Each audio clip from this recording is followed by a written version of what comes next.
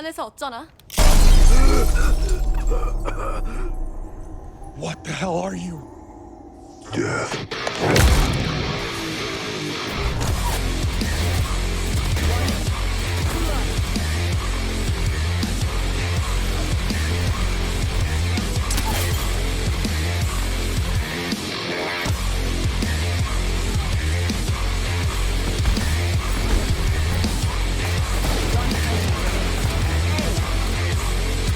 That was on 1 health? Damn, man. 1 HP in a dream, that's all I need. Okay, alright, now we're good. I just wanted to show off my ace. Now I know we're not the biggest fans of first-person shooters on this channel, but they're definitely my guilty pleasure. And recently, at least for me, it seems like everybody and their mother has been completely obsessed with Valorant. And me, being curious, I had to know why that was. Why is this CSGO clone, Let Me Land, so much more popular compared to other modern shooters? Because Riot dumped a boatload of cash into it to legitimize it instantaneously and attract a more hardcore player base. Well, yeah, but you only get the success and the staying power that Valorant has if you cast a much wider net. You ever take one of those Myers-Briggs personality tests that tells you what kind of human being you are? You know, so instead of having to verbalize why you're having a panic attack because you agreed to go to dinner with a close friend, but then they decided to bring one of their friends so you don't know at the last second, you can just say, oh, I can't go. I'm an INFP. There's a chart like this somewhere in the ether for gamers. You could be an FPSS, an FPSC, an MMOS, or an MMOB. Or more realistically, you'd be a blend of a few, but with a clear, definite favorite. There are people out there who only play COD, who only play League, and who only play Valorant. God help their souls. But the vast majority of folks, I think, play a wide variety of games and flit and fly from one to the next depending on what they want to get out of a game for the time being. So we may not be there in the online discussion creaming our collective panties over a new update or new skins, but we'll still be there in the shadows making up a fat chunk of the player base from time to time if a particular game manages to intrigue us. I think one thing, and the main thing really, for people with a similar taste in games to myself that draws casual people in is a fleshed out and expanded world/lore. Something that can still make it fun to be in the game even if you're not all that great at it. You can accomplish that through characters and voice lines, sure, but at this point honestly, how many of these people am I supposed to care about? You guys have a Sombra too? And Russian Hanzo? Please tell me more. The real potential for interactive world building, I think, comes from the maps. In just a few days of playing Valorant, I learned so much about the universe that the game takes place in, thanks to the environments that the designers at Riot created. The most important thing in the world of Valorant is that there are two Earths. One is ours, the cool Earth, and then there's the Mirror Earth. The Mirror Earth is running out of a precious, non-renewable resource called Radianite. On both Earths, Radianite just fell from the sky. People who were exposed to a lot of it got turned into superheroes called Radiants. But more importantly, a company called Kingdom uses Radianite to power 3/4 of the planet. Realistically, ExxonMobil would have put 2 bullets in the back of every Kingdom employee's head before they let that happen, but anyways. The main conflict of the game though is that Mirror Earth is running out of their Radianite, so they have to steal ours. So each map revolves around the attacking team, the Raiders from Mirror Earth, pushing in and stealing Radianite using spikes from stockpiles that belong to Kingdom. It does strike me as odd though that Radianite, this incredibly precious, volatile, finite resource, is always just like out. Hey, ciao. Ecco la tua spedizione di plutonio. Dove la vuoi? Yeah, just put it out back with the fucking gelato. Thanks. I really do love the context that world building lends to the game. In any other game that revolves around that CSGO game mode, I'm just like, dude, the world power that sent me here could just drone strike this building from 60 miles out. Why do I have to walk my ass into enemy fire to blow up a building? But with this premise in Valorant, it makes more sense, because we have to push in with teleporters to warp all of the Radianite back to our planet. But apart from just giving you context for why you're there in the game, designers have a chance to show you what it's like living in their universe through the maps as well. My favorite map that feels like you've been dropped into a living, breathing environment is Olympus from Apex. The story behind it was that it was originally founded as a place for the brightest minds in all all the Outlands to push the sciences and arts forward until the Phase Runner ruptured. Then it was used as a vacation getaway for the ultra-rich, with the Destruction Zone being a tourist attraction. Over time though, the rupture got worse and worse, some more experiments went wrong, and eventually the entire city was abandoned. And when that happened, it was snatched up and converted into a battleground for the Apex games. So while you're playing on Olympus, you're running through a mix of scientific research facilities, galleries, resort luxury hotels, and most importantly for me, the infrastructure behind it to keep it all running. You get to explore the entire city, discovering the function of each point of interest and learning how it all works together. Now, we've all seen a lot of nifty video game environments, but I think the team at Respawn popped all the way off with Olympus. I have the art book. I stole one of my girlfriend's plants to set the tone. Let me read you what Respawn has to say about Olympus. The city in the sky. In the early days, there were many iterations of shape exploration and how to include the different biomes within.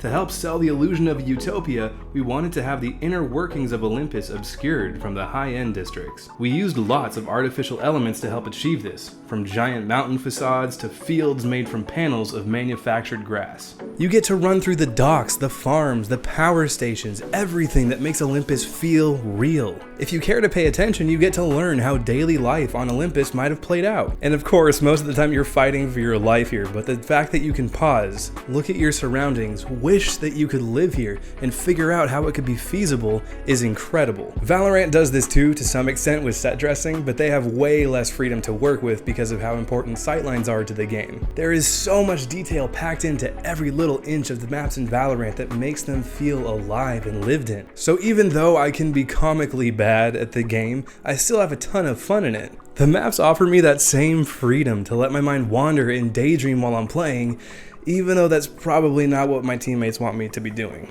And with that, welcome back to Book Club. I guess it's time to talk about, the point of the video, Overwatch. Overwatch came out at a very transitional point in my life, and I became very attached to it and the characters. One of the coolest things that Overwatch did was that it paired specific heroes with specific maps. And Blizzard used a ton of storytelling elements to explain why each map was important to the world of Overwatch. The fight between Genji and Hanzo at Hanamura, the Omnic Uprising at King's Row, or the story of Baldric and Reinhardt at Eichenwald. So many of the maps in Overwatch have a specific story that took place at that exact location, and the ones that don't do the same thing that Olympus did in Apex. There is just way too much to get through in this art book, but one of the things that the designers emphasize over and over again is loading every single map with as many storytelling elements as they could fit. But to me, it seems like as time went on, Blizzard lost that. You have great maps like Numbani filled with coffee shops, posters, museums, and other little touches to make it feel alive. Or a map like Oasis that shows you how the advanced technology of Overwatch is shaping the planet. But as things progressed, I feel like we lost a lot of that storytelling that the maps had. There were 4 big maps that came out in like the latter half of Overwatch's life cycle. You had Paris,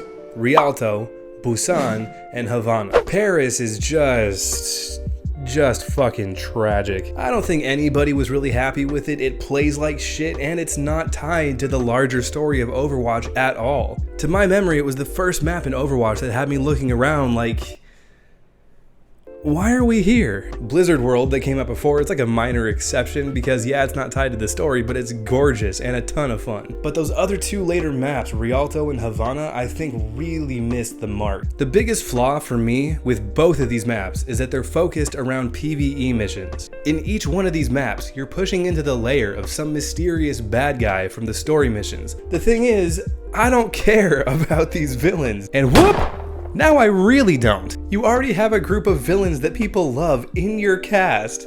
Why are you making new ones? Rialto and Havana both fell flat world building wise as well. Just to be clear, I'm not knocking the aesthetics of these maps. They're all gorgeous, they're a ton of fun to play.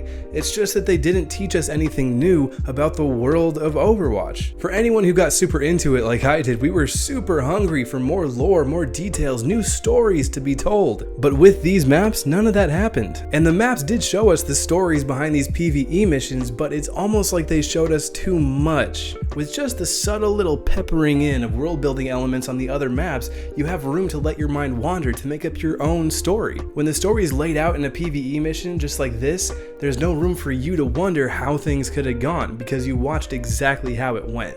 It just makes things a little less interesting.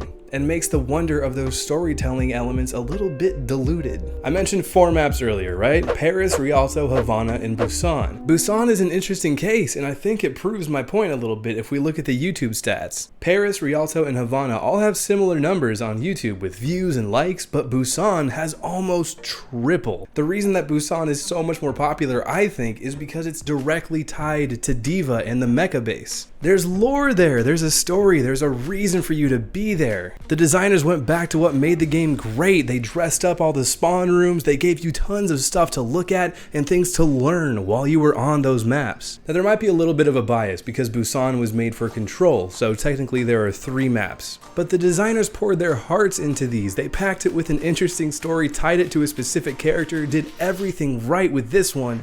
I just wish they did it with the other 3. The main point is that the Overwatch maps all taught us something new about the world that the game was taking place in. It either taught us about a character or showed us how the world of Overwatch was changing, either through advanced technology or some kind of conflict. But Rialto, in my opinion, stuck too close to just what Venice is already. It didn't show us enough of a change. Yes, there are robot gondolas, but is that all you got? And Havana was the same situation. There's a city way far off over there. I wish we could check that out, but instead we're here in what looks like present day Cuba. So I think that these maps that were added were a huge contributing factor to Overwatch's dwindling popularity. When you had studios like Respawn and Riot pushing a new world, developing lore, giving players stories and a reason to care about their game, you had Overwatch falling flat. Yes, the maps are beautiful. Yes, they did a good job. They play well, sure, but they don't teach us anything about the world. And it's really an issue because we never really figured out how Baptiste fit in. We never got the whole backstory to Sigma.